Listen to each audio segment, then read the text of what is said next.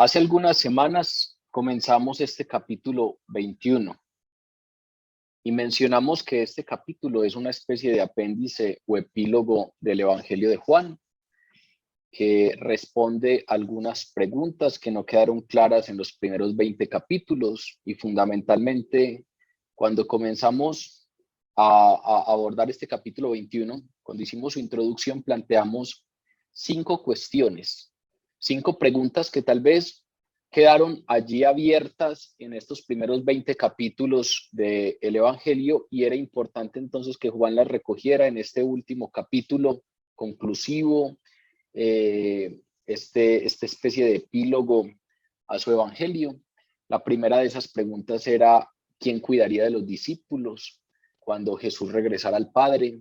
¿Cómo podrían ellos entonces satisfacer sus necesidades físicas, sabiendo que venían de un tiempo de dependencia de Jesús? La restauración de Pedro, mencionamos en segundo lugar esa restauración porque la historia de Pedro había quedado como iniciada, ese papel de liderazgo que tenían los discípulos había quedado ahí como a medio camino con el tema de las negaciones de Pedro. Y aunque se nos había vuelto a mencionar a Pedro en algunos de los relatos de las apariciones de Jesús, pues nunca el Evangelio nos había mencionado una conversación o una restauración que Jesús le hiciera a Pedro. Y entonces ese punto también estaba abierto. Y es un punto abordado aquí en este capítulo 21 del que ya conversamos hace 8 días. Pero nos quedan 3 elementos. Esos 2 primeros ya los conversamos en semanas anteriores, pero de esas preguntas quedan 3 que aún no hemos abordado y que están abiertas.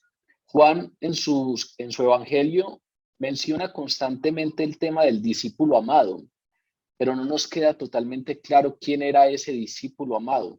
En estos versículos que estudiaremos hoy se refuerza la idea, se da respuesta a esa incógnita del discípulo amado. También, al parecer, algo de lo que pasó acá generó un falso rumor en la iglesia del primer siglo. En esa iglesia del primer siglo se extendió un rumor al respecto de que Juan no moriría, sino que estaría con vida cuando viniera Jesús por segunda vez. Se fue ese falso rumor y aquí como que Juan aterriza eso y corta con ese falso rumor. Y finalmente, en el capítulo 20, en el versículo 30, Juan nos había dicho algo. Nos dijo: hizo además Jesús muchas otras señales en presencia de sus discípulos, las cuales no están escritas en este libro. Y cerró como con eso, como que no nos quedó claro si Jesús hizo otras señales, ¿por qué no fueron incluidas en este libro?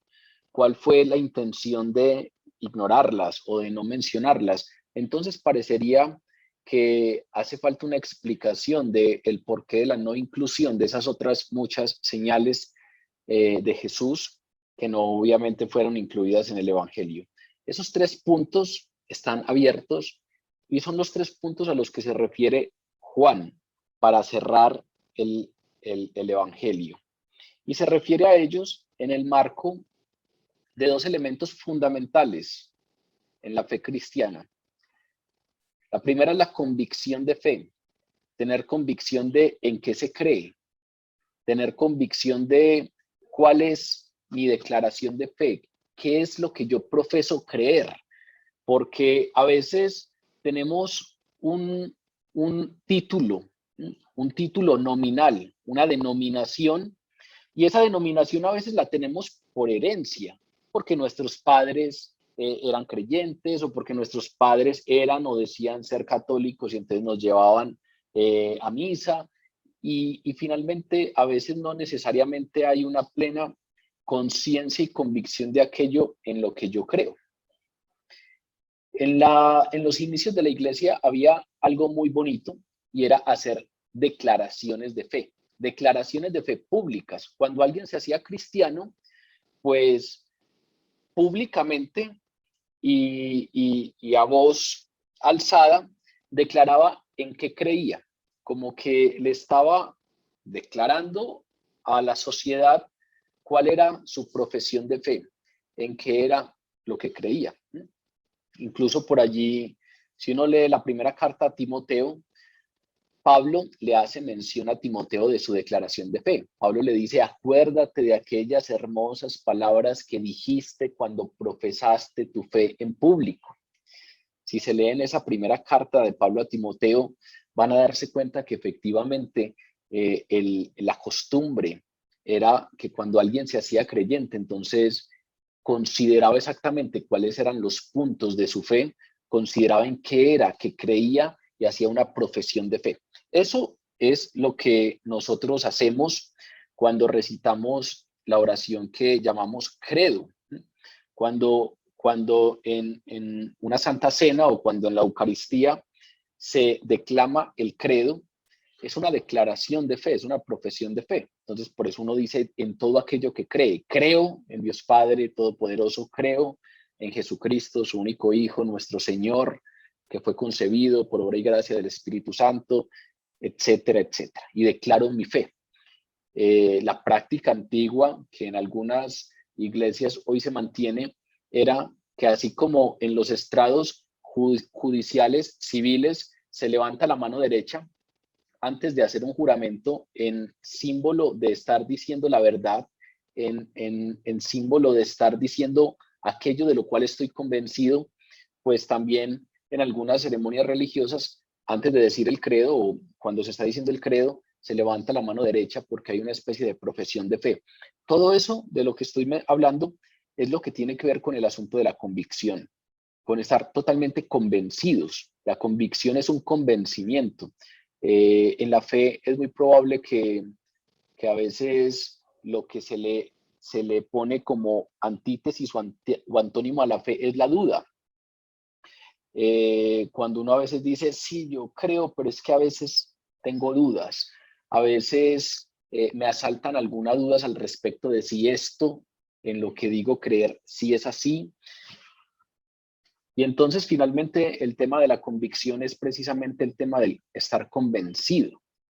Estar convencido es no dar pie precisamente a ese espacio de la duda, sino tener convencimiento pleno.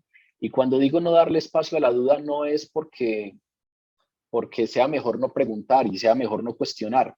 No, es porque aún preguntando y aún cuestionando, el convencimiento que tengo es tal, la convicción que Dios me da es tal, que aún después del cuestionamiento y de la pregunta, quedo precisamente con la certeza plena de aquello en lo que creo. Eso es la convicción. Y entonces, a veces la fe se nos ha vuelto un asunto de no preguntar, de no cuestionar, de no estudiar, de no profundizar. Es decir, en otras palabras, se nos ha vuelto un asunto de no convicción. Se nos ha vuelto un asunto nominal.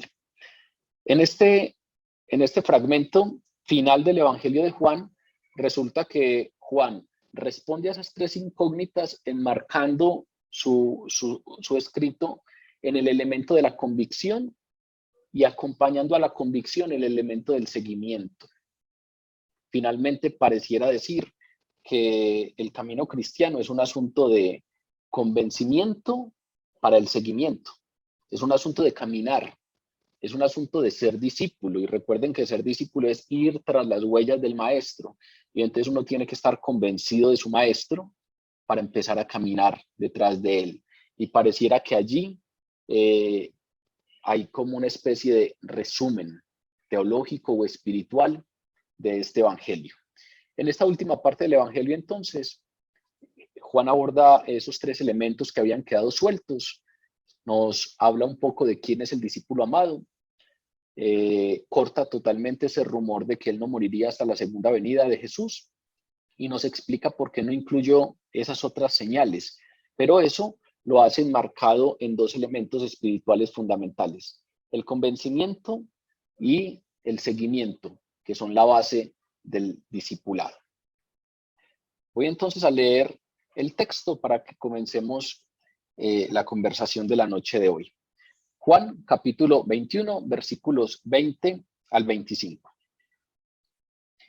Volviéndose Pedro, vio que les seguía el discípulo a quien amaba Jesús, el mismo que en la cena se había recostado al lado de él y le había dicho: Señor, ¿quién es el que te ha de entregar?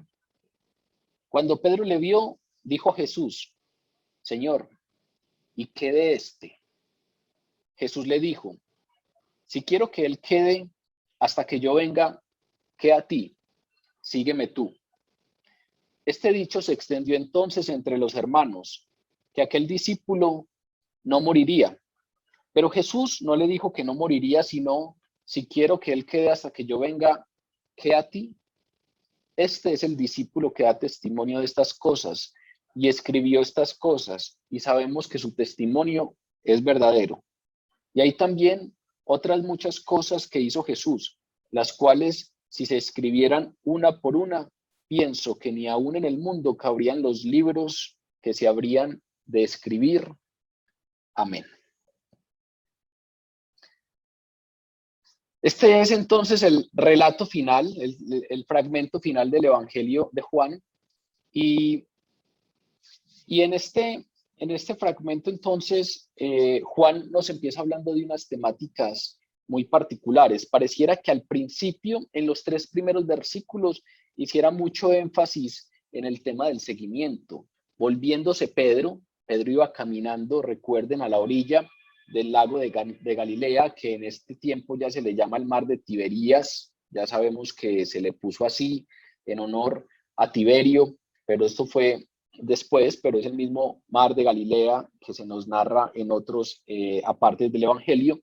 Iba Jesús caminando con Pedro porque se acaba de dar la conversación de la restauración de Pedro, la conversación de la que conversamos, de la que hablamos hace 8 días, aquella en la que 3 veces Jesús le pregunta a Pedro: ¿me amas? Y Pedro responde: tú sabes que te amo. Y ya sabemos que se dicen que ese término amor aunque suena igual en castellano, son 2 términos griegos diferentes, y estudiamos un poco el porqué de esa conversación y sus implicaciones.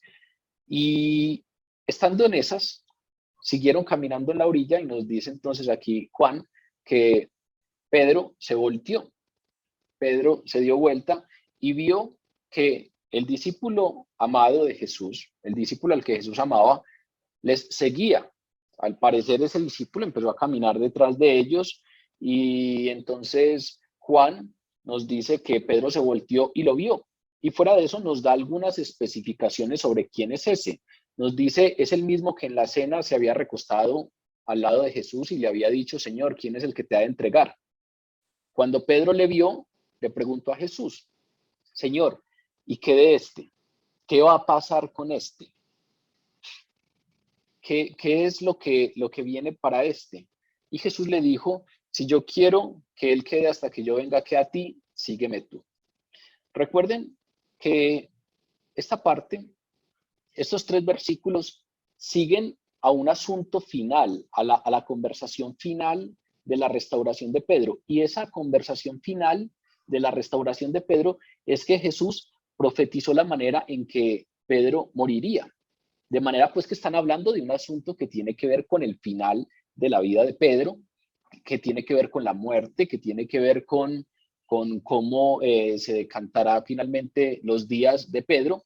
Y Jesús le había profetizado que él, cuando era joven, se ceñía, iba donde quería, pero ahora viejo extenderá sus manos y lo ceñirá otro.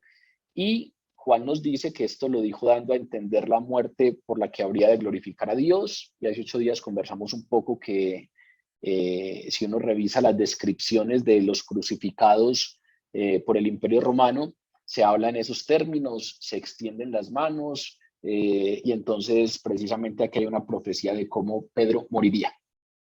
Y hablamos un poco de que, aunque la palabra no nos lo dice, la tradición nos indica que Pedro, al momento de ser crucificado, pidió ser crucificado cabeza abajo porque no se sentía digno de morir igual que su Señor. Entonces imagínense pues el tema del que están hablando.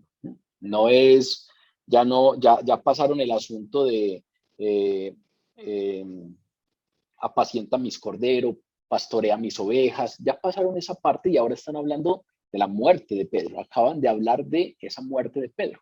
Y entonces Pedro se voltea y, y entonces ve a Juan. Entonces es normal, es apenas normal que en medio de ese tema de la muerte, Pedro se voltee y entonces le pregunte a Jesús, ¿qué va a pasar con este? Esa pregunta nos la introduce Juan diciéndonos que cuando Pedro se volteó, vio al discípulo al que Jesús amaba. Y entonces, por ahora, no ha quedado totalmente claro quién es ese discípulo. Juan nunca se ha mencionado en su evangelio. Juan, siempre que se ha referido a sí mismo, habla en otros términos. Por ejemplo, aquí hace una referencia a aquel que se había recostado al lado de Jesús en la cena y le había dicho, Señor, ¿quién es el que te va a entregar? Ese tipo de referencias, lo primero que hacen es darnos una pista directa de quiénes pueden ser esos discípulos amados. ¿Quiénes son los candidatos a ese discípulo amado? Porque finalmente, cuando nos hablan de que estaban aquí en la orilla y se acercó el discípulo amado, o cuando se nos da la referencia de que el discípulo amado es aquel que se recostó al lado de Jesús en la última cena, lo primero que nos queda claro es que era parte de sus apóstoles, ¿sí?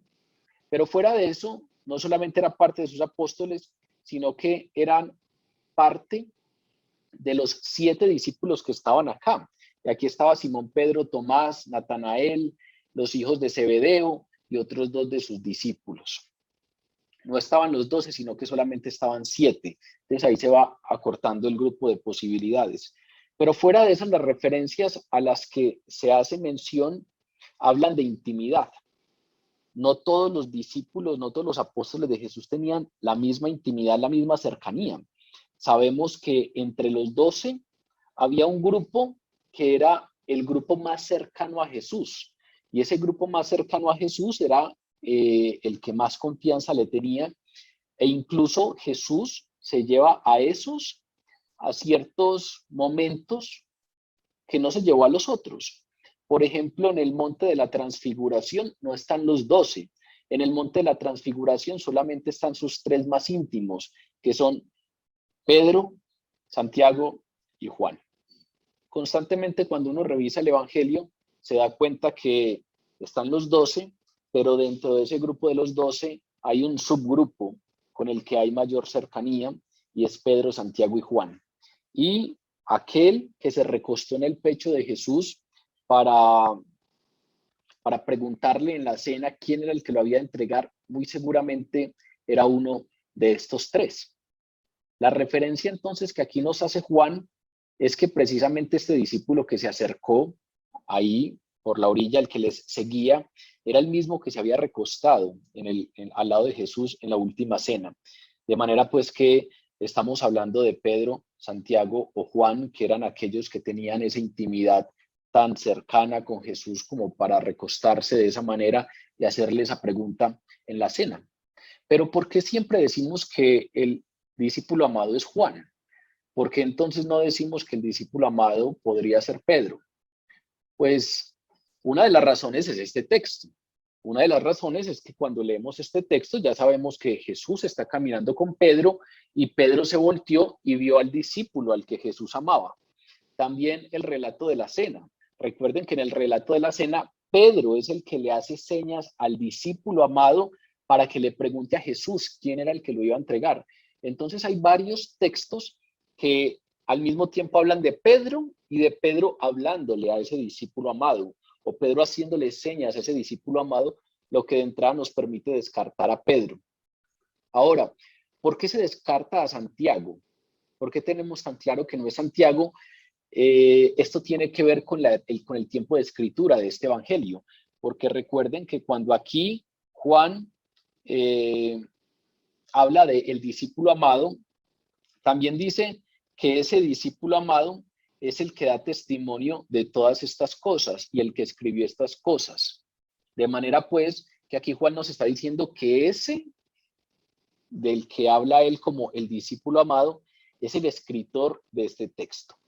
Y cuando revisamos el tiempo de escritura de este texto, todas las evidencias nos dan a entender que este, por ejemplo, fue el último de los evangelios escritos. Es más, fue uno de los últimos textos del Nuevo Testamento escritos. Cuando hicimos la introducción a este evangelio, entre otras cosas, hablamos del tiempo en el que posiblemente fue escrito y es muy probable que haya sido a finales del siglo I, por allá muy cerca del año 90 después de Cristo, se escribe este evangelio.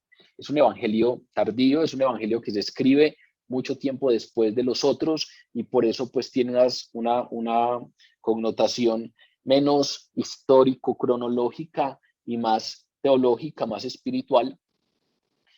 Pero ¿por qué hago mención del tiempo de escritura de este texto? Porque resulta que Santiago, según nos cuenta el libro de los Hechos de los Apóstoles, fue martirizado muy pronto. Santiago es uno de los discípulos que murió temprano, que más pronto fue martirizado. En el capítulo 12 de Hechos de los Apóstoles nos hablan del martirio de Santiago o Jacobo, que es su nombre en griego. Y entonces ese martirio temprano definitivamente descarta toda posibilidad de que haya sido Santiago el escritor de este evangelio. De manera pues que no solamente por lo que es Juan, no solamente porque el evangelio da muchas pistas al respecto de que Juan es probablemente el discípulo amado, sino incluso por el descarte claro de la coincidencia de Pedro y del discípulo amado en algunos textos, los que nos permite saber que no es Pedro, y algunas otras evidencias que nos permiten saber que los discípulos que murieron pronto, como Santiago, no pudieron haber escrito este evangelio, pues todo esto nos lleva a la confirmación de que Juan es el discípulo amado. Entonces, lo primero que nos da aquí Juan son unas pistas para saber quién es ese discípulo amado, para saber quién es el que escribió el evangelio, que es un elemento que había quedado ahí como abierto en los 20 capítulos anteriores. Por eliminación, por proceso de eliminación, el discípulo amado debe ser Juan.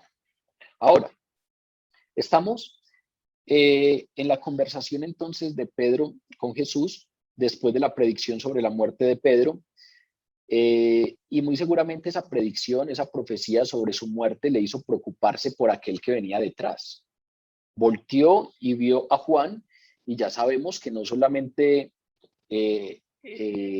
son parte de los apóstoles, que ya es suficiente para preocuparse, sino que además acabamos de mencionar que había un grupo que era mucho más estrecho, mucho más cercano, más íntimo a Jesús y entre ellos seguramente, y en ese grupo estaban ellos dos, de manera pues que la preocupación de Pedro es genuina, es normal, porque está hablando de su amigo cercano, de su amigo íntimo. Ve que atrás viene Juan y se preocupa por ese discípulo que es amigo íntimo suyo. Recuerden que tenían muchas cosas en común, los dos eran galileos, los dos eran pescadores, fueron llamados en un tiempo muy similar, ambos tienen cierto papel protagónico en el evangelio, a pesar de que uno es el mayor y el otro, según nos lo describe el evangelio, es el menor o de los menores de ese grupo de discípulos, pero siempre hay, siempre los textos los ponen en cierta condición de cercanía.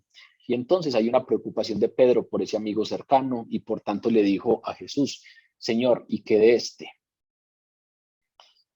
Y resulta que hay una respuesta abrupta de Jesús, hay una respuesta censuradora que no parece tanto una respuesta, sino que parece más una reprensión, una especie de corrección a Pedro.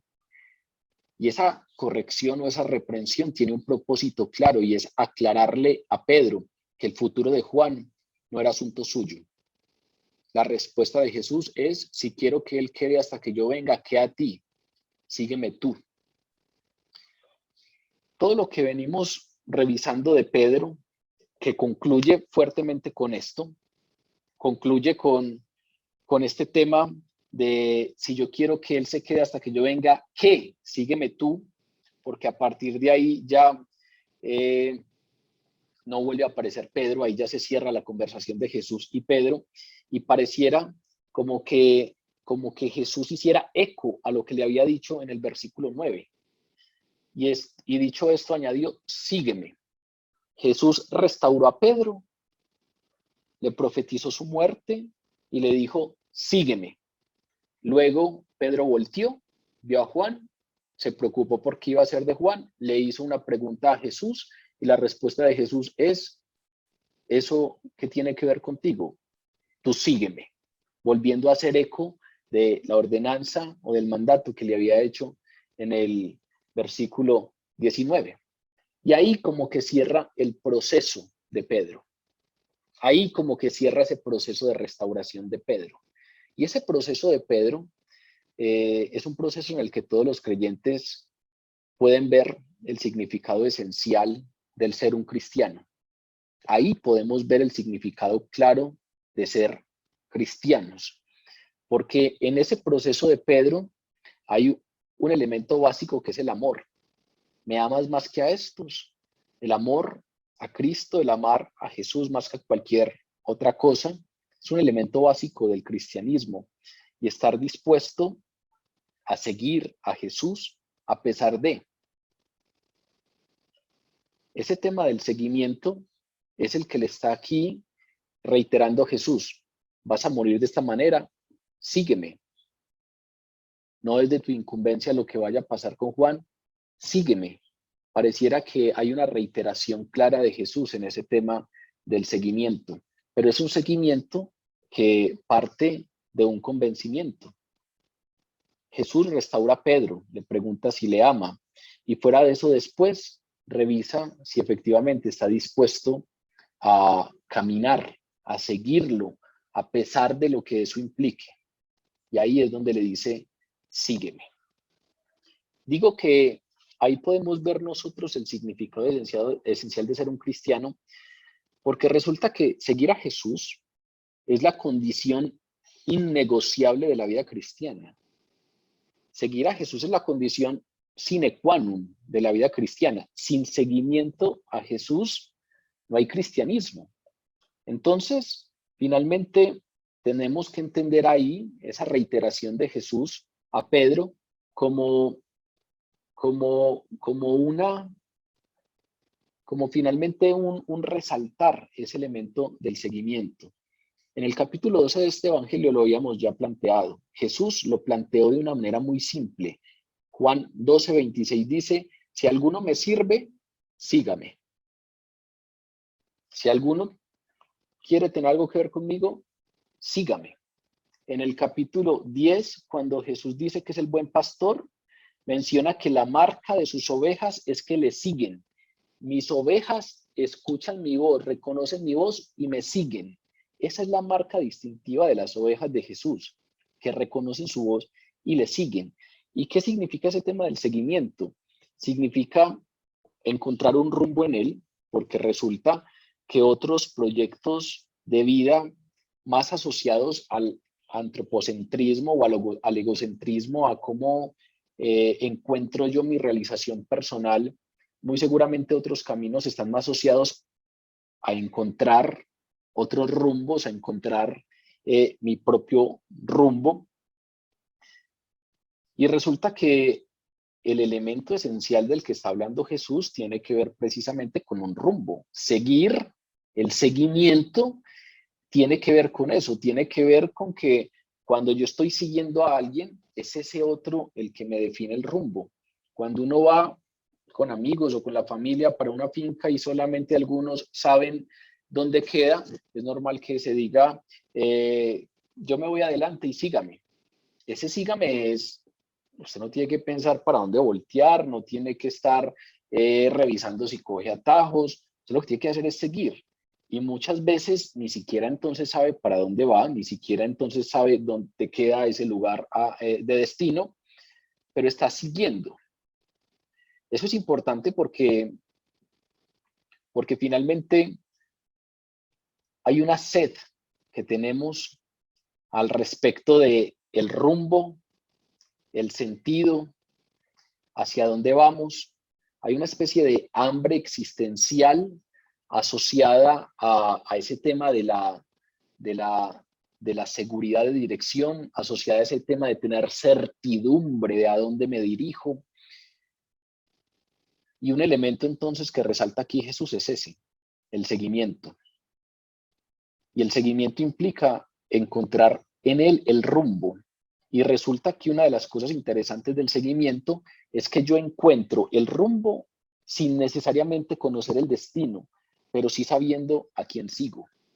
Cuando yo estoy siguiendo a otro carro, que es el que sabe dónde queda la finca, yo no sé dónde queda la finca, pero no estoy perdido. ¿Por qué? Porque tengo a quién seguir. Yo no sé dónde queda la finca, pero no ando preocupado porque de pronto, porque se me olvidó por dónde es que había que voltear. No, porque yo sé a quién sigo, porque estoy siguiendo a otro que sabe para dónde vamos.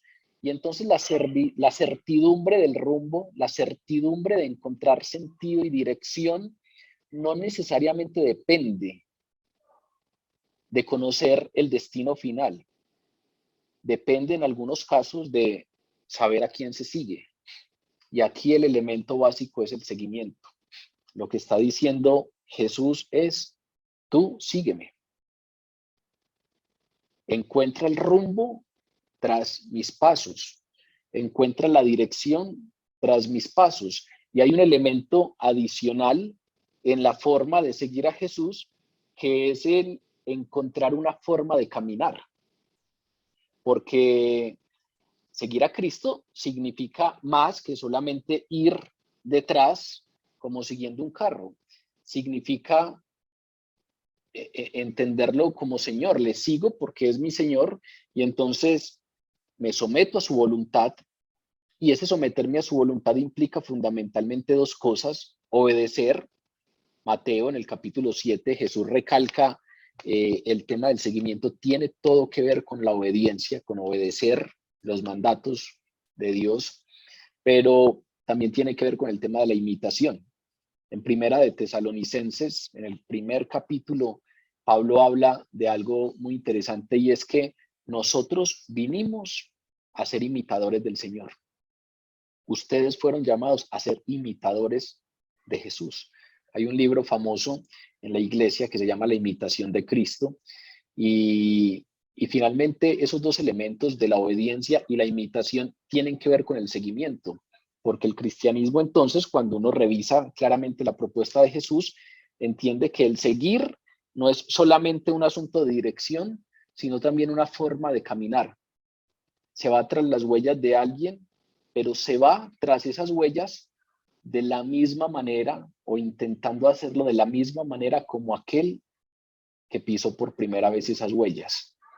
Como dice la palabra, la obra del Espíritu Santo es forjar en nosotros el carácter de Cristo Jesús, es decir, llevarnos a la estatura del varón perfecto.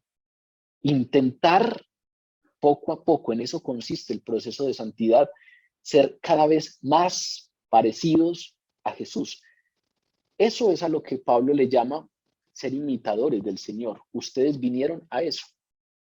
Y entonces, en estos primeros versículos, pareciera que Jesús está recalcándole a Pedro ese asunto, el seguimiento, hacia dónde te diriges, en dónde encuentras rumbo, orientación y forma de caminar.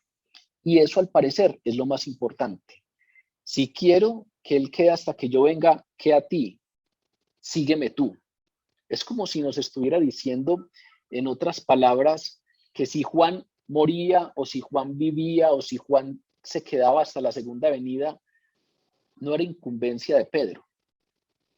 Y reitera de nuevo lo que sí es incumbencia de Pedro, lo que ya le había dicho en el versículo 19, sígueme tú.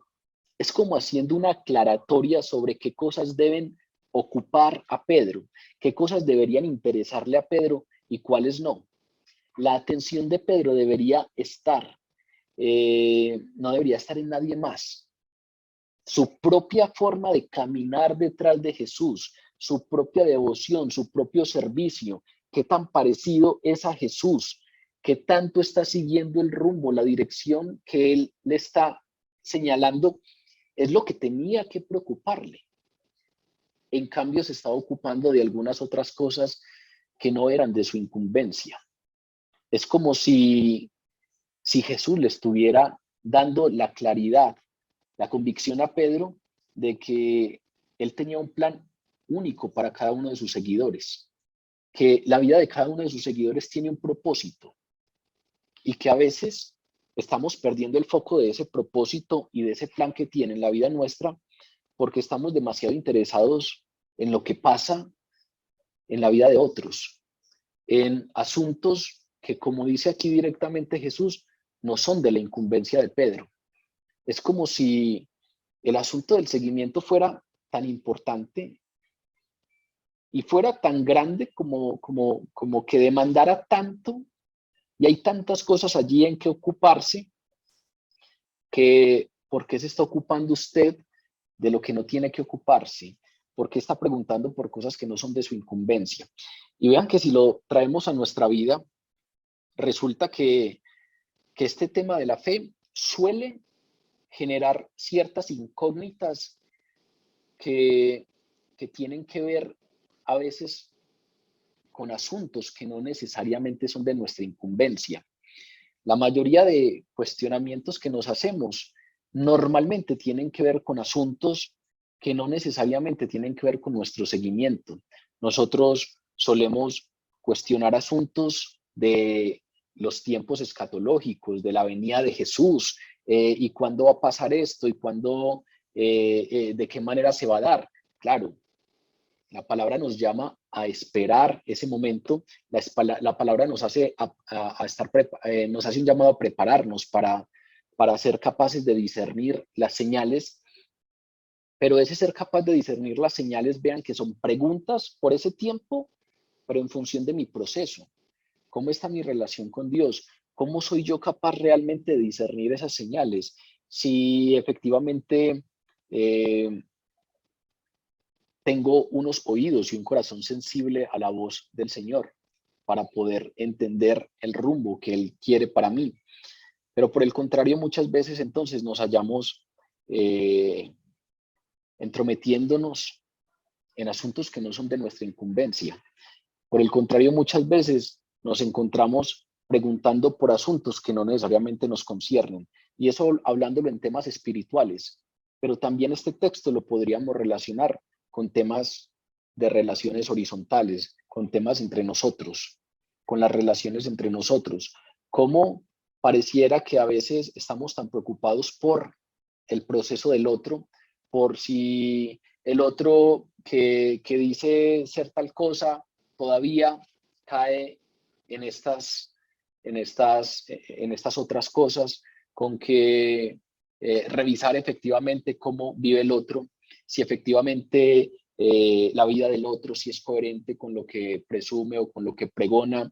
Estamos más preocupados por el testimonio de los demás que por nuestro propio testimonio, y finalmente pareciera como que fuera necesario este asunto de ¿y qué a ti? ¿Y qué a ti? Sígueme. ¿Y qué a ti lo que pase con la otra persona?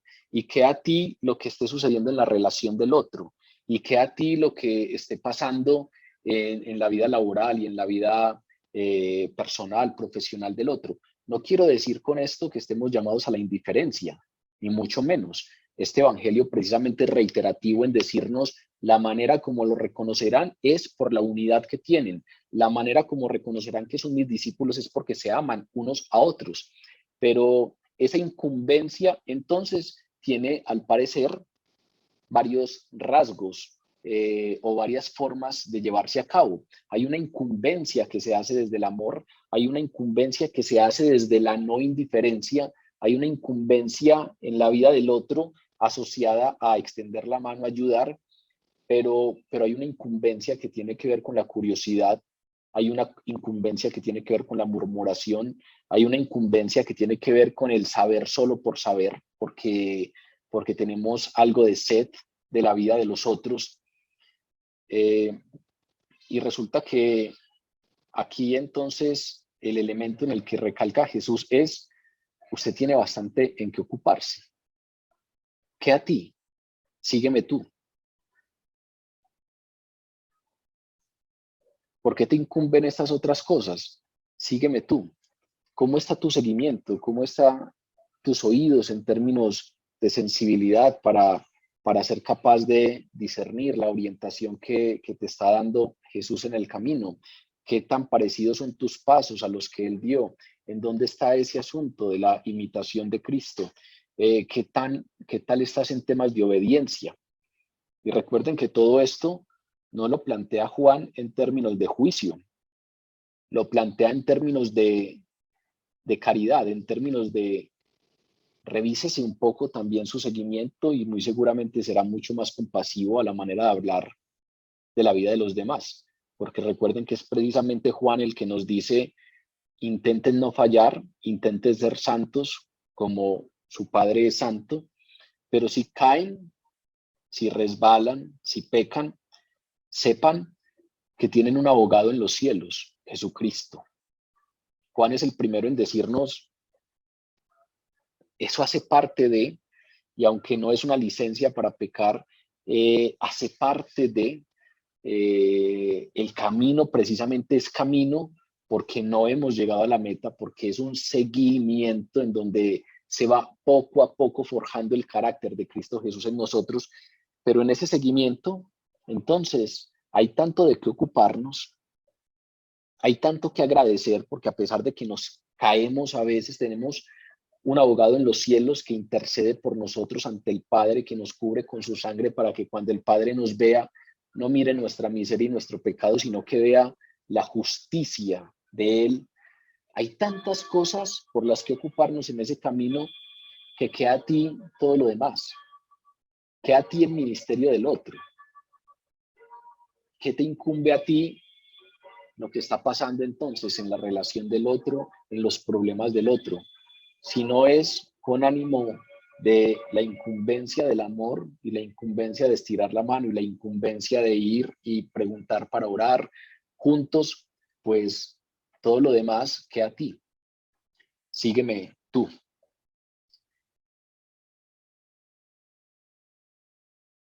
En el capítulo, en el segundo, en el versículo 23 que sigue a continuación, Juan nos da a entender que había una especie de falso rumor y vean que Juan pareciera ir abordando de manera muy directa estos puntos finales de su evangelio, como queriendo dar claridad sobre los elementos que estaban abiertos, pero sin darle demasiado rodeo. El tema del seguimiento, fundamental, hay que seguir a Jesús. Revise qué cosas son de su incumbencia y cuáles no, y concéntrese en su seguimiento, concéntrese en la manera en que usted está amando a los demás, concéntrese en su forma de caminar, concéntrese en su relación con Dios y no se despiste tanto, no se desenfoque tanto, entrometiéndose en lo que no ha sido llamado a entrometerse. Ahora, pues casi como ejemplificación de eso, nos dice que el dicho se extendió entre los hermanos, que aquel discípulo no moriría, porque pareciera que efectivamente ese llamado al que nos hace el Espíritu a través de Juan es tan importante porque somos muy dados a entrometernos en lo que no debemos entrometernos, a pregonar más lo que no debemos pregonar. Y entonces, efectivamente, es tan así que cuando Jesús le dijo a Pedro, si quiero que él quede hasta que yo venga, queda a ti, sígueme tú, lo que quedó retumbando en esa iglesia del primer siglo no necesariamente fue el sígueme tú, no necesariamente fue el llamado a no entrometerse en la vida de los otros, sino en seguirme, en el seguimiento, sino que somos muy dados, todos, y ahí todos tenemos que ver, somos muy dados entonces a esa curiosidad por lo que tiene que ver con el otro, y se extendió el chisme, se extendió el rumor. Imagínense a Juan, entonces en el primer siglo, escuchando ese rumor, llegaba a cierta iglesia y alguien le comentaba el tema, se expandió ese rumor de que él no moriría, se expandió el rumor de que él quedaría hasta que Jesús volviera. Y pareciera entonces que por allá, al final finalizando el siglo I, cuando él está escribiendo este evangelio, tiene la intención entonces de cortar con ese rumor. Y precisamente entonces, de una manera muy clara, de una manera muy directa, dice, Jesús no le dijo que no moriría, sino, si quiero que él quede hasta que yo venga, queda a ti. Es como si nos estuviera precisamente recalcando cuál es el orden correcto de entender la sentencia, cuál es el orden adecuado de entender el mensaje de esa expresión de Jesús. Es como si nos estuviera diciendo por qué interpretaron que Jesús dijo que no moriría. Él nunca dijo eso. Él dijo, si quiero que él quede hasta que yo venga, ¿qué a ti?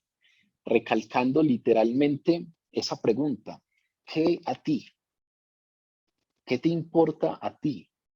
¿Qué tiene que ver contigo esto? Y precisamente vuelvo y repito, la importancia de esta aclaración de Juan, la necesidad de esta aclaración es una ilustración clara de lo mucho, entonces, que en vez de ocuparnos en el seguimiento y en el camino, nos ocupamos de lo otro, nos ocupamos de lo que sale de las declaraciones a medias. Y entonces todo el mundo terminó interpretando que Jesús había dicho, Él quedará hasta que yo venga. Y como eso suena a rumor, pero a rumor interesante, Juan no va a morir. Y eso suena a esos misterios que nos gustan. Hay algunos que entonces no van a morir, y hay alguno que es capaz de ver tal cosa, y hay alguno que tiene una vida, una vida mística, que le pasó tal y tal otra cosa. Y a nosotros nos encanta eso. Esa es la razón por la que a veces, lo que mencionamos en algún momento, hay cierta sensación de frustración en algunos cristianos, porque todo aquello que tiene que ver con alguna condición especial de algún cristiano, de algún seguidor de Jesús, eso es lo que nos interesa y lo hacemos regla. El seguimiento es la regla. Dentro de ese seguimiento, algunos tendrán teofanías especiales, algunos. Dentro de ese seguimiento, algunos verán ciertas cosas que no necesariamente verán todos. Dentro de ese seguimiento, algunos sufrieron martirio, no lo sufrieron todos. Dentro de ese seguimiento, hay algunos que viven cosas muy particulares, otros viven cosas igualmente sobrenaturales porque seguir a Dios ya implica sobrenaturalidad, ya implica no moverse solo en lo natural, pero resulta entonces que precisamente nos interesa tanto eso que nos suena distinto y excéntrico, incluso dentro del mismo cristianismo, que nos hemos olvidado de la base, del seguimiento. Lo mismo pasó en la iglesia del primer siglo. Se extendió con fuerza el rumor de que Juan no moriría, porque claro, tremendo chisme, tremendo rumor el que tenemos, y entonces a Juan le toca aquí cortar con eso. Quita ese falso rumor, esa, esa hipótesis que se había extendido al respecto de que aquel no moriría, y no da más pistas. Ni siquiera explica más, ni siquiera da más vueltas en el asunto. Y eso también nos habla un poco, porque a veces los silencios también hablan. A veces leer acá que a Juan le bastó con decir, ese rumor es falso, él no dijo eso, y lo que dijo es que a ti, que te incumben a ti estas cosas, pareciera como de una manera lacónica, directa, simplemente quisiera decir, esto es falso. Lo que dijo Jesús es, ocúpese de su seguimiento, de su forma de caminar. Que a ti lo demás. Y corta allí. No hace falta, al parecer, dar muchos otros rodeos. Y a partir de allí aborda el otro elemento que es interesante en esta conversación de hoy, y es el tema de la convicción. El versículo 24 y 25 dicen: este es el discípulo que da testimonio de estas cosas y escribió estas cosas, y sabemos que su testimonio es verdadero. Y hay también otras muchas cosas que hizo Jesús, las cuales, si se escribieran una por una, pienso que ni aún en el mundo cabrían los libros que se habrían de escribir. Este es el discípulo que da testimonio de estas cosas. El discípulo amado es el discípulo que escribe todas estas cosas y dice, y sabemos que su testimonio es verdadero. Ahí hay algunos elementos que son muy importantes. Lo primero que hace Juan es identificarse como el discípulo amado. Nos permite entender que es el discípulo amado. Nos permite entender que el que escribió estas cosas es del círculo íntimo de Jesús. Le recuerda o nos recuerda a todos los lectores que es el discípulo amado, el que está allí en ese círculo íntimo, el que escribe y da testimonio de estas cosas. ¿Sí? Y fuera de eso dice, su testimonio es verdadero. ¿Cuál testimonio? ¿Cuál es el testimonio del que aquí nos está hablando Juan? Recuerden que testimonio significa aquello que dice un testigo.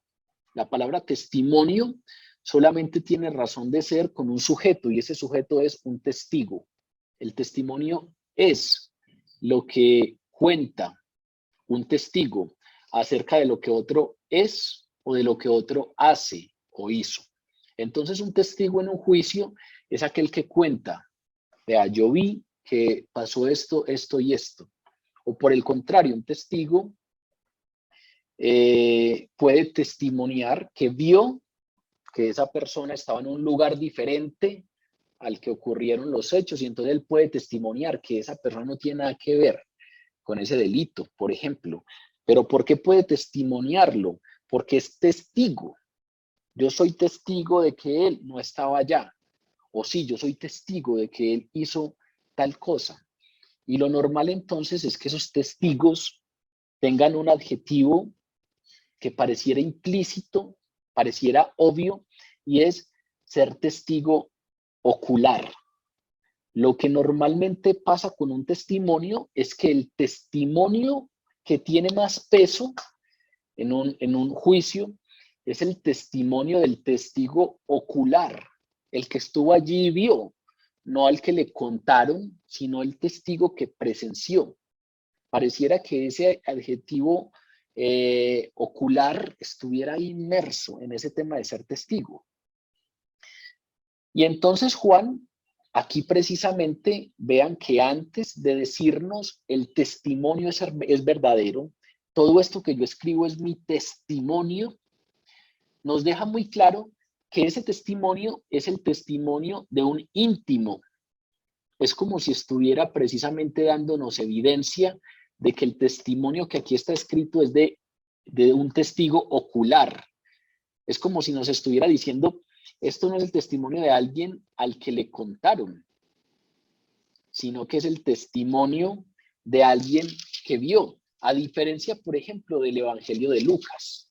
El Evangelio de Lucas, todos sabemos que se trató de un ejercicio histórico, de un ejercicio de ir a preguntar, ir a reconstruir los hechos. El Evangelio de Lucas es un encargo que le hizo Teófilo a Lucas, y por ejemplo en el primer capítulo de Lucas, en el primer versículo dice, puesto que muchos han tratado de poner en orden la historia de las cosas que entre nosotros han sido ciertísimas, tal como nos lo enseñaron los que desde el principio lo vieron con sus ojos y fueron instrumentos de la palabra, me ha parecido también a mí, después de haber investigado con diligencia todas las cosas desde su origen, escribírtelas en orden, oh excelentísimo Teófilo, para que conozcas bien la verdad de las cosas en las cuales has sido instruido. Si ven, de aquí podemos sacar dos elementos que quiero llevar a la conversación de Juan. El primero, Lucas habla precisamente de que la fuente principal de todo lo que él después pudo recoger son los testigos oculares, tal como nos lo enseñaron los que desde el principio lo vieron con sus ojos. De manera pues que la fuente principal, el testimonio principal acerca de Jesús es de aquellos que los vieron con sus ojos. Por eso es muy importante que Juan, ahora que nos dice que su testimonio es esto que escribió y que su testimonio es verdadero, relacione esto con el discípulo amado. El discípulo amado es el que escribió todas estas cosas. El discípulo amado es el que se recostó al lado de Jesús y le preguntó en la cena quién le habría de entregar. Hay un interés en dejar claro que el que escribe todas esas cosas no es alguien que las escuchó o que como Lucas se dio a la tarea de investigar con diligencia las cosas desde su origen. Lucas diligentemente investigó, fue, preguntó, entrevistó al cojo que fue sanado, fue y habló con Pedro, con Juan, y entonces escribió ordenadamente todas las cosas. No fue un testigo ocular, levantó la información a través de fuentes primarias, es decir, él es una fuente secundaria.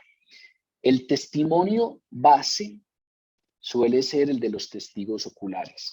Por eso, Juan, antes de llegar al versículo 24, da claridades al respecto de quién es el discípulo amado, da claridades al respecto de que el discípulo amado es del círculo cercano, tan cercano que se recostó al lado de Jesús y le preguntó quién le iba a entregar, y solo después de que da esa claridad, cuando ya los lectores entonces sabemos que estamos leyendo el testimonio de alguien que estuvo ahí cerca, un testigo ocular, entonces dice, este es el que da testimonio.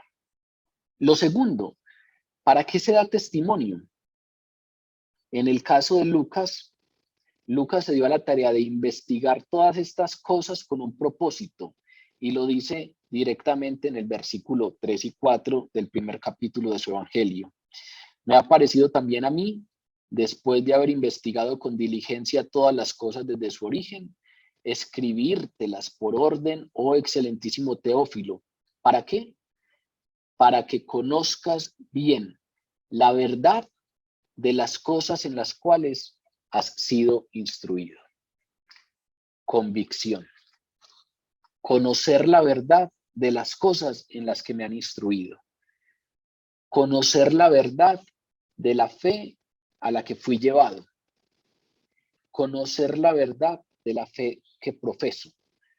Si ustedes ven, queda muy claro que no necesariamente fe y tragar entero son sinónimos, que no necesariamente ordenar las cosas, estudiarlas, investigarlas, es algo que se entromete con la fe.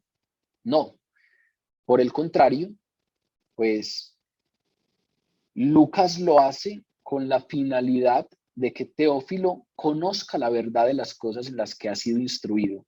Es decir, que para él conocer esas cosas en orden, lo que le daría a Teófilo es la convicción de aquellas cosas en las que probablemente cree, pero sin una convicción total, o en las que probablemente cree, pero sin necesariamente tener claridades totales. No quiere decir esto que la fe es, puede ser comprendida o puede ser abarcada por la razón, de ninguna manera. Pero lo que se nos permite entender a través de la razón nos lleva muy seguramente a tener plena confianza en que aquellas que no son abarcables por nuestra razón, se aceptan totalmente. Por decirles, por ponerlo en otras palabras, recuerdo una vez el testimonio de un hombre que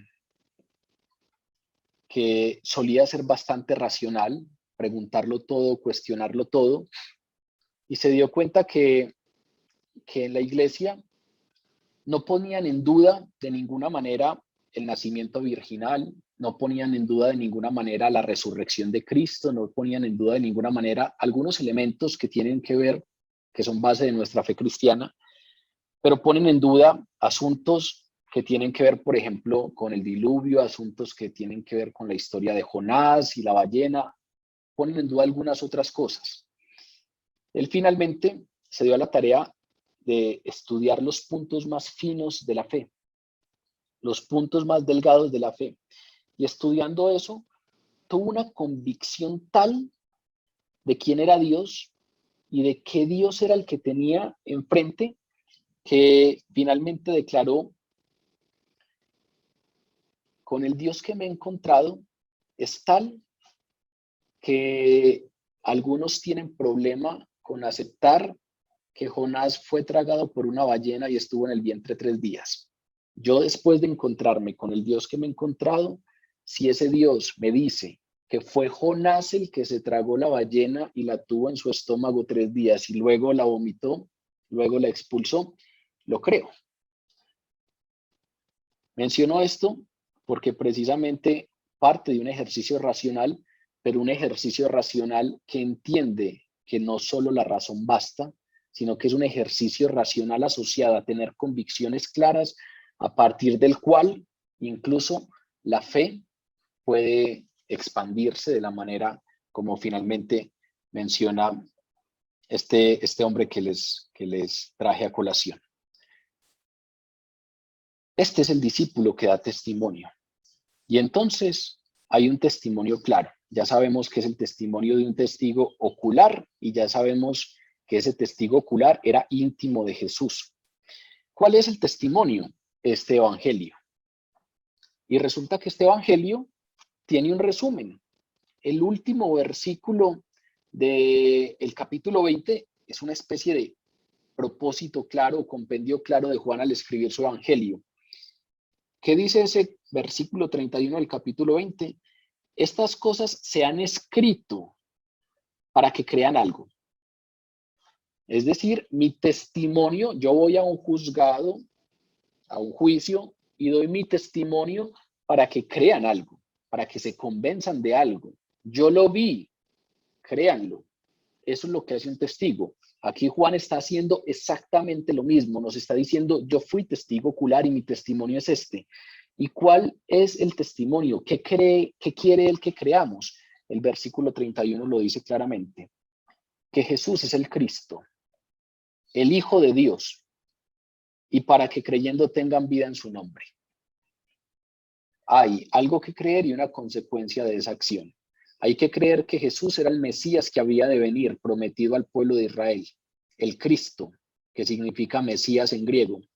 Hay que creer que ese Mesías no es un hombre cualquiera, es decir, no es el rey David, no es un descendiente humano del rey David, no. Ese Mesías es el Hijo de Dios, y cuando se habla de Hijo de Dios con H mayúscula, ya sabemos que entonces se nos está hablando de alguien que tiene la misma naturaleza del Padre. La relación padre e hijo es que ese hijo tiene la misma naturaleza del Padre. Cuando se nos habla de que Jesús es Hijo de Dios, se nos está diciendo en otras palabras que tiene la misma naturaleza del Padre, de Dios Padre. Es decir, es una manera de confirmarnos que Jesús es Dios. Recuerden que en otros momentos hemos hecho la claridad al respecto de que nosotros no somos hijos de Dios en términos de la misma naturaleza.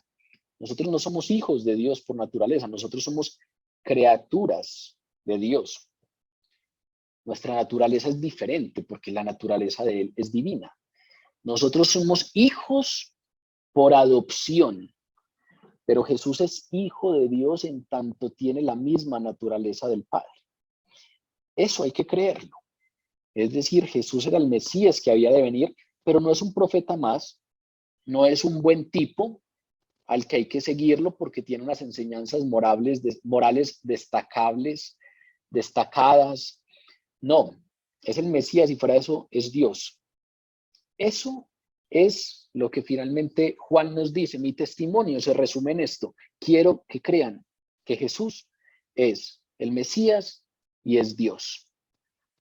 y si lo creen, tendrán vida en su nombre. Yo soy testigo ocular de él.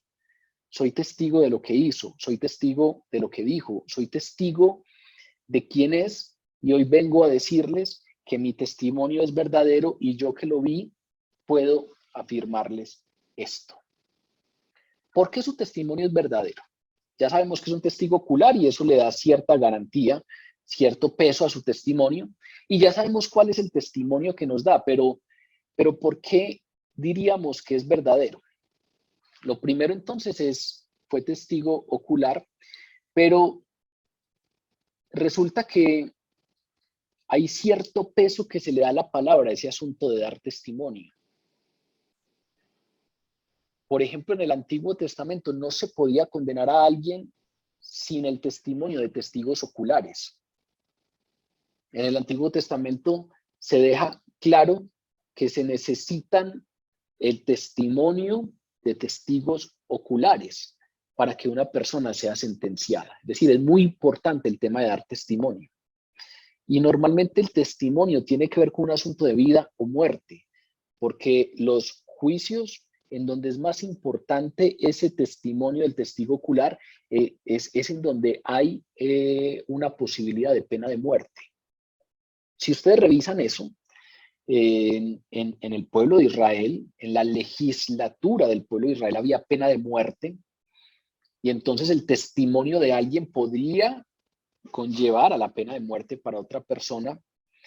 Ahí el asunto de testimoniar es fundamental. Y ahí empieza a tener mucho sentido para nosotros uno de los mandamientos que le da Dios a Moisés en el Decálogo. En el Éxodo 20 están los 10 mandamientos y uno de ellos es: no hablarás contra tu prójimo falso testimonio. Testificar es un asunto que está regulado por la ley divina. Testificar, dar un testimonio, es un asunto que está regulado por el Decálogo que le entregó Dios a Moisés, porque era una actividad de suma importancia en el pueblo, porque era una actividad medular para la bienandanza del orden social del pueblo. Los testigos tenían que ser creíbles. Incluso se condenaba al testigo falso de tal manera que si se daban cuenta que uno de los testigos era falso, inmediatamente se le aplicaba la condena que él estaba deseando para su prójimo. Para aquel contra el que estaba testimoniando falsamente, de inmediato le recaía la condena. Pero fuera de eso, ya que tenía tales implicaciones, los testigos oculares tenían que ser 2. Deuteronomio 19 dice: no se tomará en cuenta a un solo testigo contra ninguno en cualquier delito o en cualquier pecado. No se tomará en cuenta un solo testigo. En cualquier delito o en cualquier pecado en relación con cualquier ofensa cometida, no se tomará un solo testigo. Solo por el testimonio de 2 o 3 testigos se mantendrá la acusación. Era fundamental, según la ley de Israel, tener 2 testigos, el testimonio de más de una persona. Eso nos empieza a aclarar algunas cosas. No sé si recuerdan por allá en el capítulo 8 de Juan, que lo conversamos, cuando Jesús les dice al pueblo de Israel: en vuestra ley está escrito que el testimonio de 2 hombres es verdadero. Yo soy el que doy testimonio de mí mismo y el Padre que me envió da testimonio de mí. Constantemente Jesús dice: no solo yo doy testimonio de mí mismo, sino que el Padre da testimonio de mí. Siempre Jesús, con esa expresión, precisamente hace alusión a eso que se demanda en el Antiguo Testamento. El testimonio de solo una persona no va a ser válido para tener como cierta una idea. Se necesitan 2. Por eso constantemente Jesús dice: no solo yo doy testimonio, sino el Padre. 2. Ahora, vean que el texto que nos está presentando aquí Juan tiene un asunto interesante, y es que él está hablando en primera persona. Este es el discípulo que da testimonio de estas cosas. En tercera persona, pues porque está hablando de el discípulo, pero está hablando siempre en singular. Este es el discípulo que da testimonio de estas personas y escribió estas cosas otra vez en singular, pero a continuación habla en plural y sabemos que su testimonio es verdadero. Ese plural tiene que ver con esto que estamos hablando. Ese plural tiene que ver con la necesidad de que haya más de un testigo. En ese plural, lo que está haciendo Juan es incluir a los demás apóstoles. En algunas ocasiones, el final de estos libros era escrito con otra letra o era firmado con otras letras, dando a entender precisamente que habían otros que se inmiscuían en esa declaración. En este caso, Juan, de una manera directa, incluye a los demás apóstoles en esta afirmación que él está haciendo. Es como si dijera, el discípulo amado es el que escribió esto, es el que da testimonio de estas cosas, pero aquí hay conmigo quienes pueden afirmar que mi testimonio es verdadero.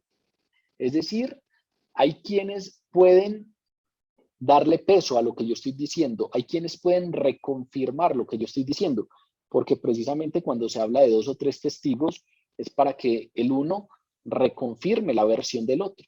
Incluso en la legislación judía o en la manera como se llevaban a cabo estos procesos, los testigos eran interrogados de manera individual y se cotejaban las versiones del uno y del otro para saber si se correspondían o no. Y si no se correspondían, alguno de los dos tenía que estar declarando falsamente. Y entonces ahí empezaba a cobrar mucha importancia. ¿Quién es el que da testimonio? Y el que va y da testimonio sabe en qué se está metiendo. Pues aquí precisamente Juan, haciendo alusión a esto, lo que está diciendo es, yo, testigo ocular, doy este testimonio, Jesús es el Cristo, Jesús es el Hijo de Dios. Y hay quienes, siendo también testigos oculares, pueden reconfirmar mi testimonio. Sabemos que el testimonio de ese discípulo amado es verdadero. Está incluido ahí en ese versículo 24. Es decir, se nos está hablando de un testimonio compartido. De manera que hay un interés grande de Juan aquí por ese asunto de cuáles son las evidencias que se tienen en cuenta, cuáles son las evidencias que se toman como ciertas. Y en términos testimoniales, lo que se toma como cierto son los testimonios compartidos, son los testimonios de 2 testigos o más oculares que tienen coincidencia, que coinciden en su versión. Eso es lo que está aquí diciendo Juan. Yo fui testigo, lo vi, se los declaro y este testimonio es compartido. Hay coincidencia de versiones con aquellos que también lo vieron. La importancia de ser testigos oculares. Este evangelio nos lo mostró en muchos otros momentos. ¿Recuerdan el caso de la mujer adúltera? A la mujer adúltera la iban a apedrear, a lapidar ahí directamente. ¿Por qué? Porque fue sorprendida en el acto. Cuando nos dice el evangelio que fue sorprendida en el acto, lo que nos está diciendo es, hay quienes la vieron. Es decir, tenemos testigos oculares. Precisamente a esos se refirió Jesús cuando dijo, listo, si hay quienes pueden testimoniar en contra de ella, porque son testigos oculares, que el que esté libre de pecado lance la primera piedra, porque muy seguramente los que habían sido testigos oculares del adulterio de esa mujer, pues habían estado también en ese lugar, muy seguramente en ese prostíbulo, para poder verla, y muy seguramente si habían ido a ese lugar no era con una intención diferente al tema del adulterio. Pero ahí lo más importante, lo que quiero traer a colación es que el caso directamente cuando se le menciona a Jesús en términos de fue sorprendida en el acto, ahí se está recalcando la importancia del testigo ocular. Tenemos testigos oculares. Y entonces podemos tomar en cuenta ese testimonio para mantener la acusación. Fuera de eso, en la iglesia del primer siglo había una diferenciación entre ser discípulo y ser apóstol. Ser discípulo era todo aquel que seguía a Jesús, que iba tras las huellas del maestro. Ser apóstol tenía que ver con ser testigo ocular de Jesús. Aquel grupo de 11, porque ya no estaba Judas, aquel grupo había sido testigo ocular de Jesús. Y estos eran a los que se les llamaban los apóstoles. Y solamente había una excepción, Pablo. A Pablo se le llama el apóstol Pablo. Y Pablo en una de sus cartas nos dice que él fue insertado en el grupo de los apóstoles como un abortivo. Es decir, ahí ya al final me metieron a mí. Y el caso de Pablo fue muy diferente. Pablo no fue testigo ocular de Jesús. Pablo no estuvo ahí en la intimidad, no lo escuchó allí en su ministerio terrenal, pero Pablo tuvo muchas visiones debido a la misión que le tenía Jesús a Pablo con los gentiles. Le dio muchas visiones y entonces muchas de las cosas que los otros conocieron por ser testigos oculares las conoció Pablo a través de esas visiones, y debido a esto fue incluido en el grupo de los apóstoles. No fue testigo ocular en el ministerio terrenal, pero tuvo experiencias directas a través de estas visiones. De eso nos da algo de cuenta Pablo cuando nos habla acerca del aguijón en la carne. Recuerdan que en ese texto Pablo dice, debido a las muchas visiones, se me ha dado un aguijón en la carne que me atormente, para que yo no me envanezca, para que yo no me gloríe en sobremanera. Es como si nos estuviera diciendo, tengo más visiones que los demás, porque yo no vi a Jesús y entonces ha tenido un trato diferente conmigo debido a mi misión, pero debido a que el hecho de tener visiones puede hacer que uno se crea más que los demás, puede hacer que crea que soy más espiritual que los demás. Directamente Pablo dice, con la finalidad de que no me vanaglorie, con la finalidad de que no me gloríe en sobremanera, se me ha dado un aguijón en la carne. Es como si estuviera diciendo, hay algo que me recuerda constantemente que se me dieron visiones para poder conocer algo, para el encargo específico que tenía con los gentiles, pero no por eso soy diferente y soy igual de necesitado de la gracia de Dios. Soy igual de inmerecedor de la gracia de Dios. Precisamente frente a ese aguijón, entonces dice, por este aguijón he orado ya 3 veces y la respuesta del Señor ha sido, bástate mi gracia. Esa fue la única excepción. El resto de los apóstoles eran apóstoles por ser testigos oculares, porque el testimonio era fundamental.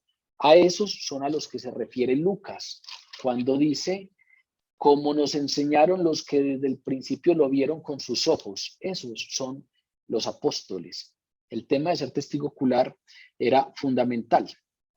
Testificaban lo que vieron y lo que oyeron, y resulta que eso que ellos testifican, su testimonio, también es de vida o muerte.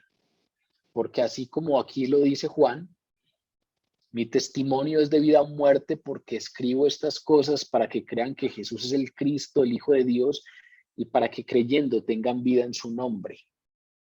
Y también hay silencio. Pero si interpretáramos ese silencio es como si nos dijeran, y porque sé que los que no crean tendrán muerte. Los que no crean no tendrán vida en su nombre, no tendrán vida eterna, morirán. El creer este testimonio es un asunto de vida o muerte. Ahora, resulta que Juan nos dice que su testimonio es verdadero porque hay evidencia. Nos dicen que normalmente los testigos que vieron algo en su testimonio, pues muestran evidencia. muestran evidencia de la veracidad de lo que están haciendo. Y normalmente esa evidencia tiene que ver con obras, tiene que ver con algo que pasó. Es como si dijera precisamente que las obras que hizo Jesús son evidencia de que el testimonio que él está dando es verdadero. Son evidencia de que Jesús es quien dice ser. Y entonces Juan aquí nos está planteando lo que nos planteó en todo su evangelio. Recuerden cuando comenzamos el evangelio que dijimos, para Juan los milagros son un asunto muy particular.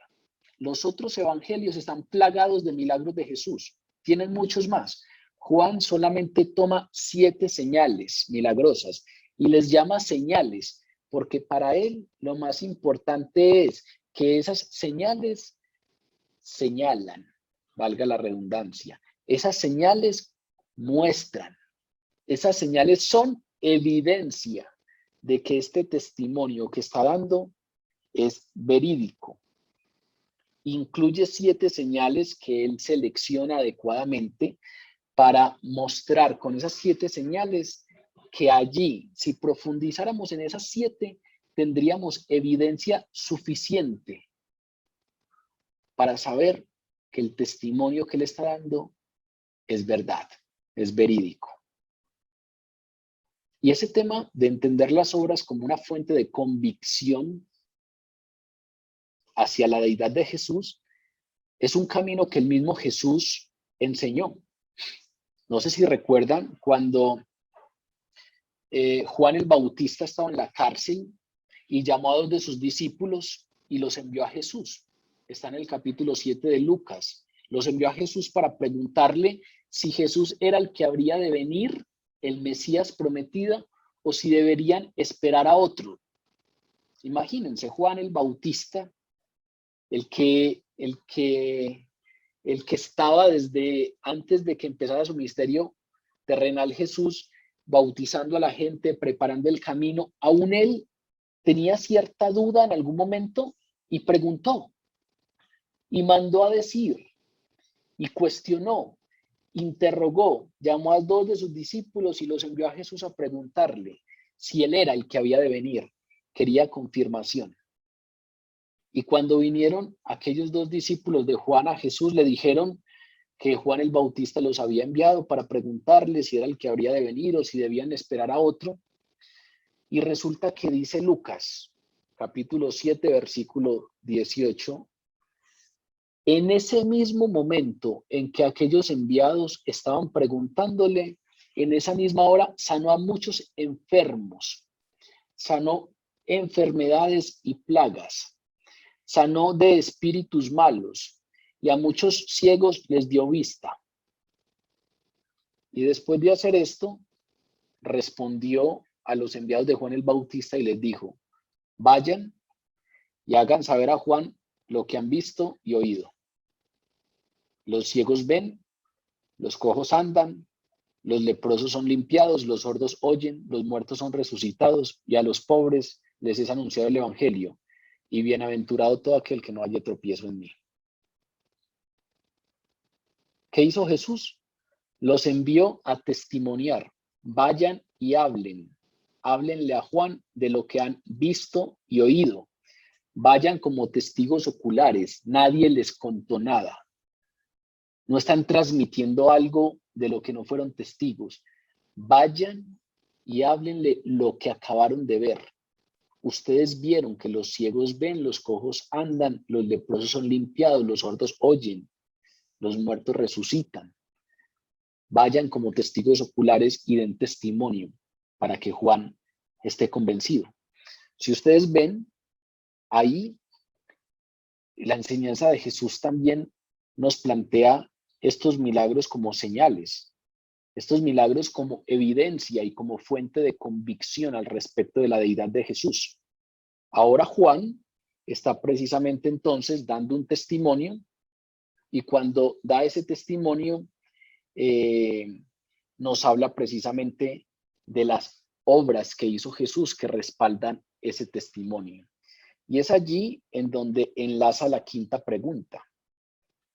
La pregunta asociada a ¿por qué no se incluyeron las otras obras que él dice que hizo Jesús? En el versículo 30 del capítulo 20 dice, hizo además Jesús muchas otras señales en presencia de sus discípulos, las cuales no están escritas en este libro.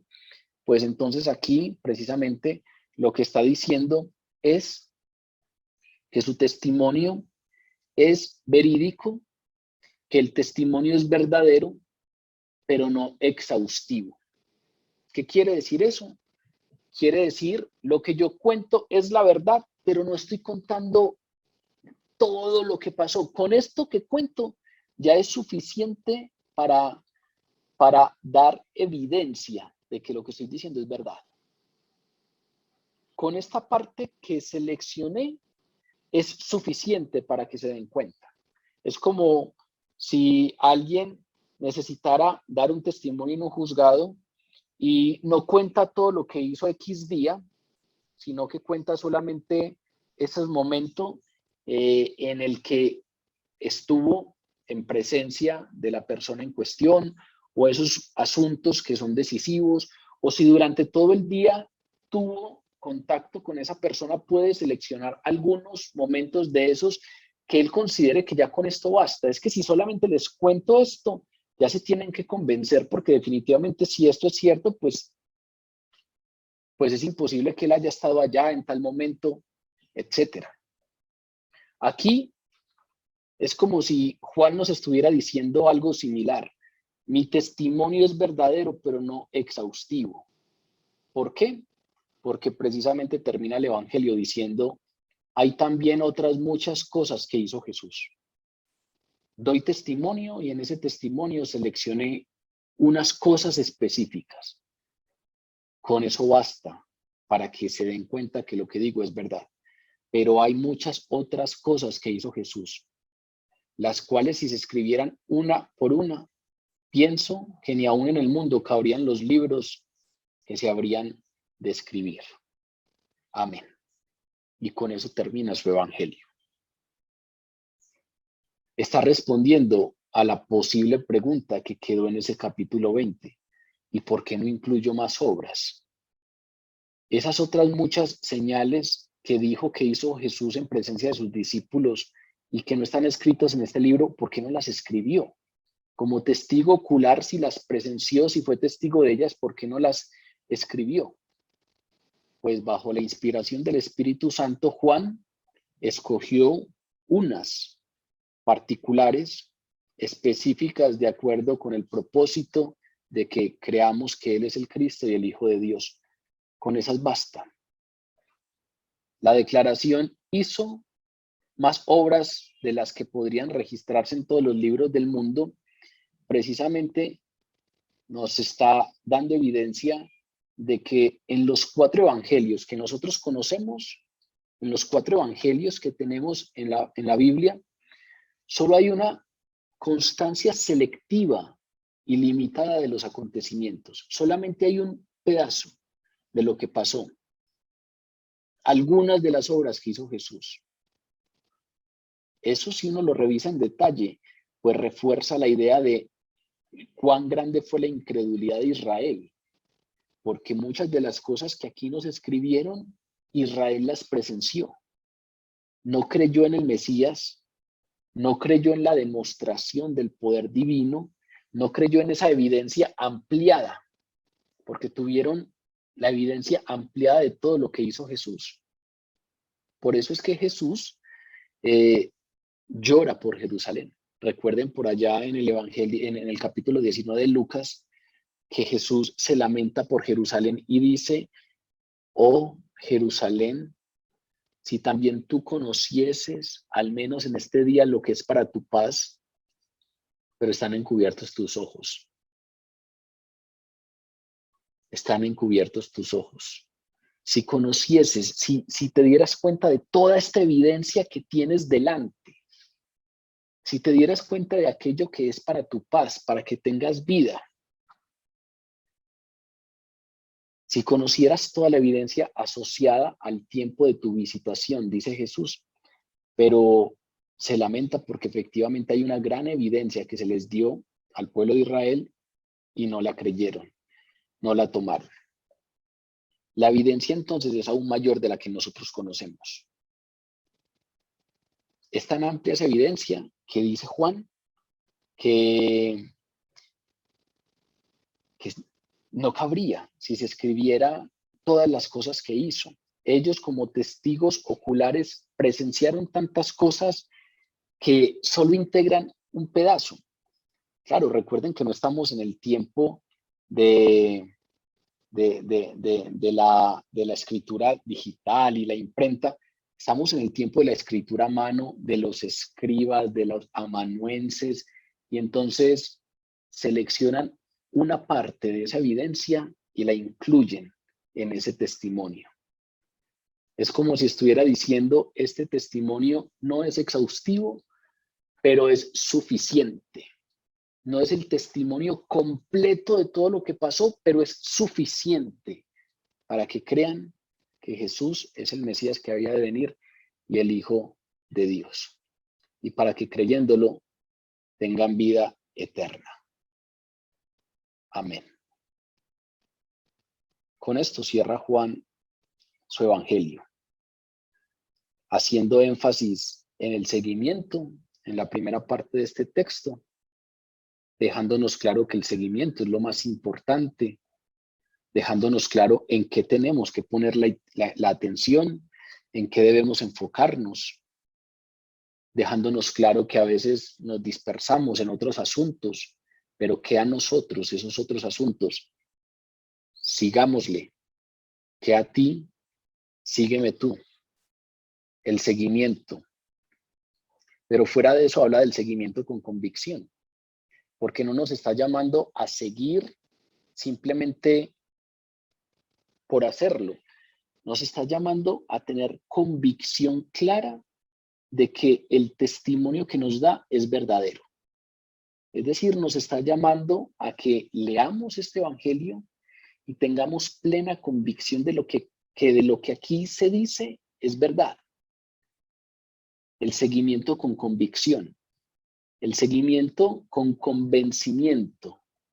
Esos testigos oculares tuvieron una convicción tal que con el poder del Espíritu Santo trastornaron el mundo entero con su testimonio. Esos testigos oculares salieron a testimoniar acerca de Jesús y trastornaron el mundo entero. Hoy el cristianismo se ha extendido y, por ejemplo, ha alcanzado países como el nuestro por el testimonio de ellos, porque ellos en ese primer siglo salieron a testimoniar y trastornaron el mundo.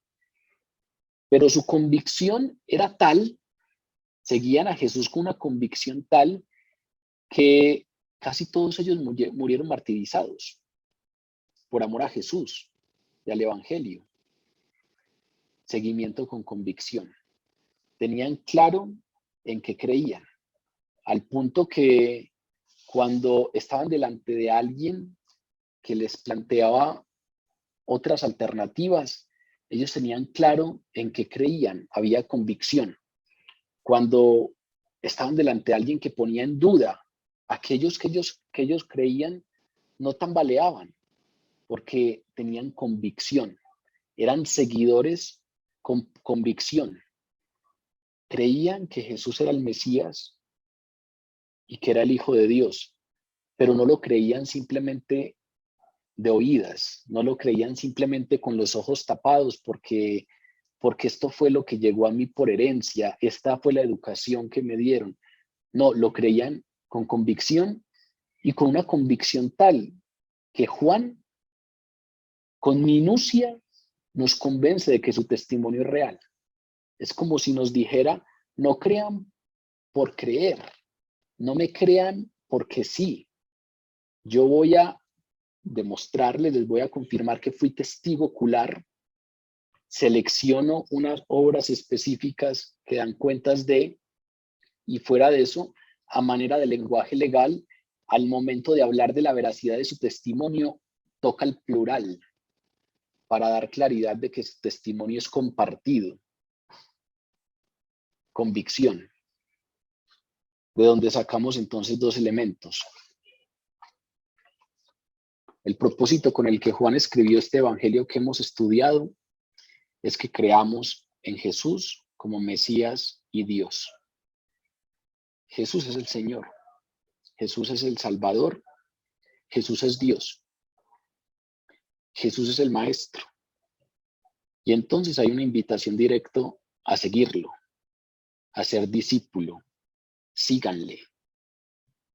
Sígueme tú. Sígueme tú. Y ese seguimiento, recalca Juan, no es un asunto a medias, no es un asunto a partir de la duda, es un asunto que implica completa convicción. La convicción que puede exigir evidencia y que Juan nos dice, estoy dispuesto a dar evidencias. El testimonio que doy es cierto, tengo a quienes lo respaldan y las obras que entrego como evidencias son suficientes. Este es mi testimonio de lo que pasó. Es verídico, aunque no exhaustivo. No incluí todas las obras. La evidencia existente es aún mayor, pero no incluí todo. Pero con lo que incluí es suficiente.